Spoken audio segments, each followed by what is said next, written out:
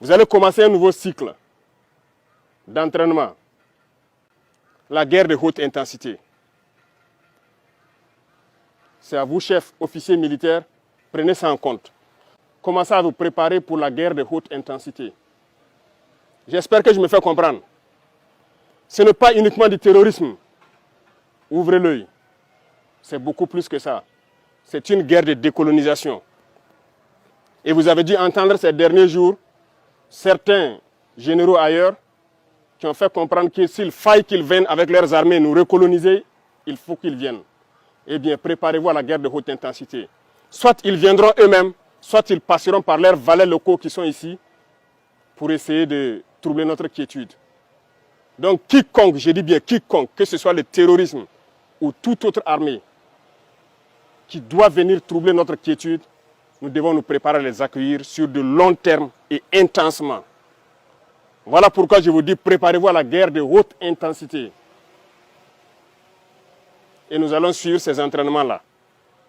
Nous passerons à d'autres groupements pour intensifier les opérations et essayer de pacifier. Ce sont des étapes. Et ce terrorisme sera vaincu. Parce qu'ils savent que ça sera vaincu, qu'ils se préparent, soit au niveau local ici, ou bien à venir avec leurs armées pour nous combattre. Eh bien, on va se préparer à les accueillir. Merci beaucoup pour tout le travail. Tout ce qui pourrait être amélioré, ce qui concerne les conditions de combat d'abord, mais aussi les conditions de travail, nous ferons l'effort. Plus que jamais maintenant, vous faites un avec la population.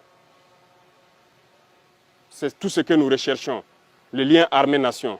Continuez à garder cette flamme-là d'unité avec la population civile pour qu'ils puissent vous soutenir.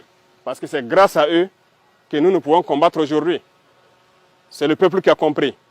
Si le peuple n'avait pas compris, on ne pourrait pas vous équiper comme ça. Ce n'est pas possible.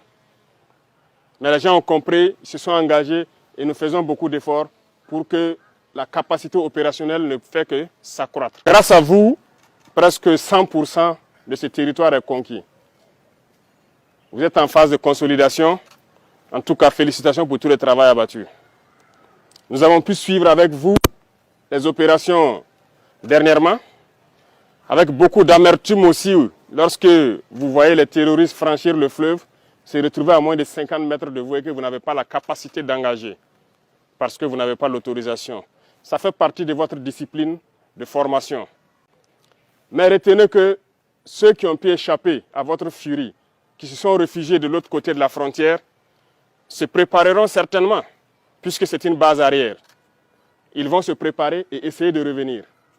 Alors, je souhaite que vous fassiez corps avec les VDP que vous avez installés un peu partout, avec toutes les unités en position avancée, que vous puissiez continuer à intensifier les patrouilles, de sorte que, lorsqu'il doit revenir, il n'y a qu'une seule chose qui l'attend, c'est la mort. Nous sommes à cette étape actuellement. C'est sans pitié, c'est sans répit. On ne continuera pas de mourir inutilement. Vous êtes allés vers eux, vous les avez délogés, vous avez récupéré vos terres. Il n'y a pas de raison qu'ils reviennent encore. Nous ferons tout pour vous mettre à niveau aussi, pour que vous puissiez les stopper. C'est ainsi. Donc, redoublez de vigilance, prenez courage encore, continuez à fortifier avec les VDP qui sont sur le terrain, avec les unités en position avancée. S'il faut ériger des murs, on le fera. S'il faut creuser, on le fera. Félicitations pour tout le travail. Beaucoup de courage.